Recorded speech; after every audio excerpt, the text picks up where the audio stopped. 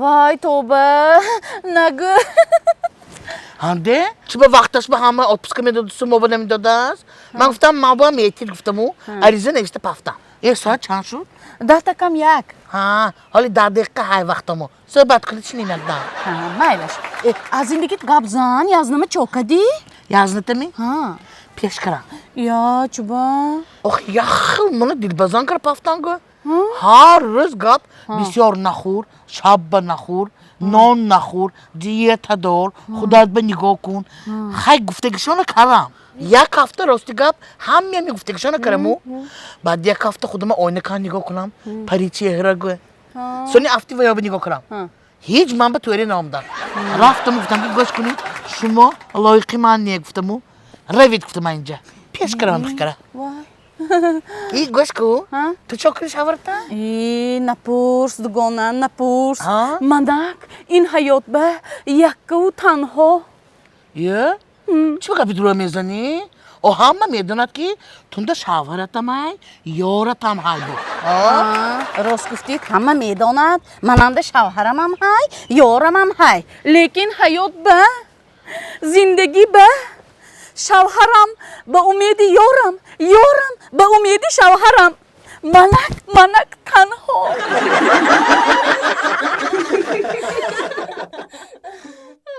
اگر به شما بلیت سمالیات در کار باشه مرحمت با واتساپ اویاکاسی شاهنازه زنگ بزنین در 5 دقیقه انا با صفت بلندی کاری به شما بلیت میتین با نرخ ارزان عینای مسافدی بابیتون گپ زنین کو با اسکیت کم داره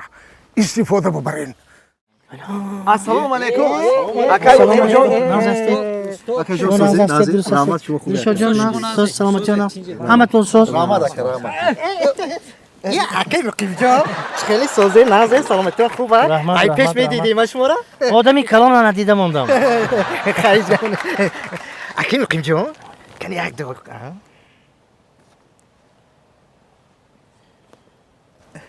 امین سراسیمه نشوید جوانانی عزیز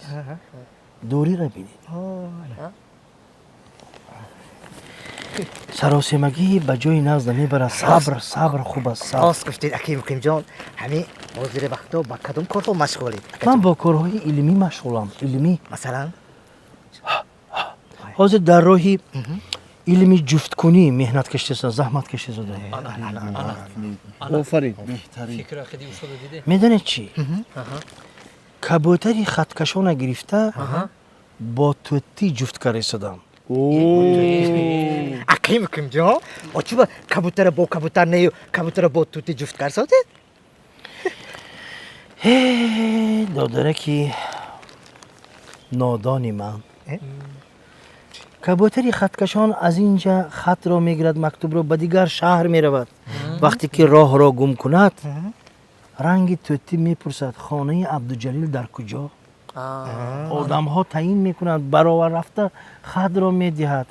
دوراندیش باشه جوانا باز یک کاری علمی دیگر دارم ماده گاو را گرفته با زرافه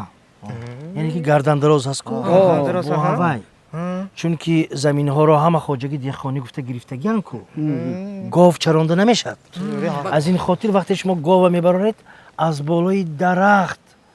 برای خودش غذا میگیرد علف نیو برگ هم گوییم علف هم گوییم میشد لیکن شیر در زمین است در آینده باز نیت های خیلی کلام دارم در آینده نیت های کلام دارم شما جوانانی عزیز کتاب خونید علم آموزید کتاب خون خوب قبل خون حتما خون خونده حتما خون شما البومی همون و یا حالی به رنگ کرستید همین خیلی از متفیلم ها هست کو راست پیشم بله چون که خواندنی کتاب خونید یک چی دانید میگم راست خیلی چی میخواد یک گپی ناز گفتی سان پیگه من میخوام که کایک رو با قنغوز جفت کنم انا اینش خوبی کاش مایده کو وقتی شبانه میگذد شما کافته نمیگردید فهمید با قنغوز هم تو گزید هم تو قپیدید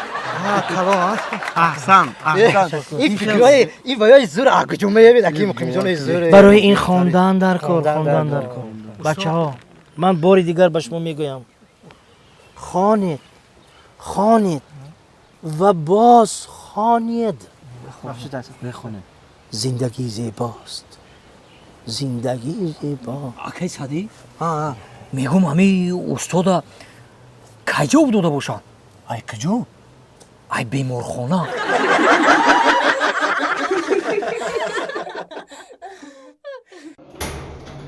یه برنگ گوشنه خطابم خواب کنم بیزار شده باشم با من میرم ای خونه آکای سادی ای چی گپه چه بده کار کردی؟ یه بوار که بیزار شده ای خونه من میرم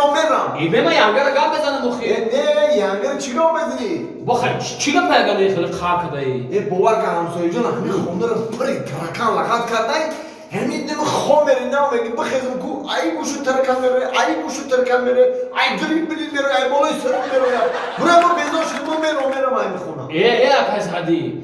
ای دردش اصول من مسئولیتت میتونم. این مسئولیت چی مسئولیتی همش کردم نشده ای آکا مسئولیتت میتونم همش برویم میروم مسئولیتت میتونم. خیلی مسئولیت این خونه که دور اومدی بگو کی این خونه بلند ای در خونه هیچ نیست بخرم گیش نموندم ای در خونه هیچ نیست گیش نموندم گفتم بگی او خچو ایزو میکشم میروم بودم خیلی بگو من در خونه هیچ نیست گیش نموندم در خونه هیچ نیست گیش نموندم میروم ایزو میکشم میروم.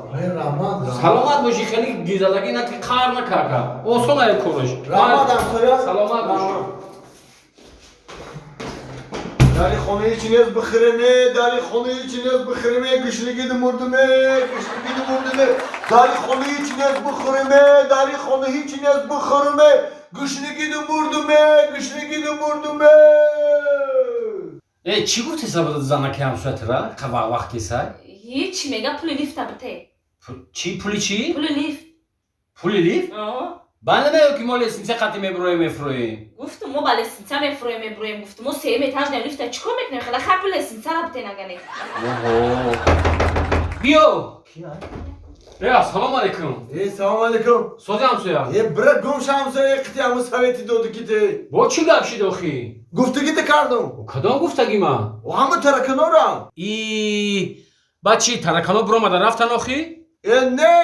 خواب بودم خونه دا نیست پیشم یکم این پشتم تپ شید همین گشتم نگاه کردم 1,000,000 ترکان جمع شده واه گفتم بخی خوجین او خود آوریم تو بخو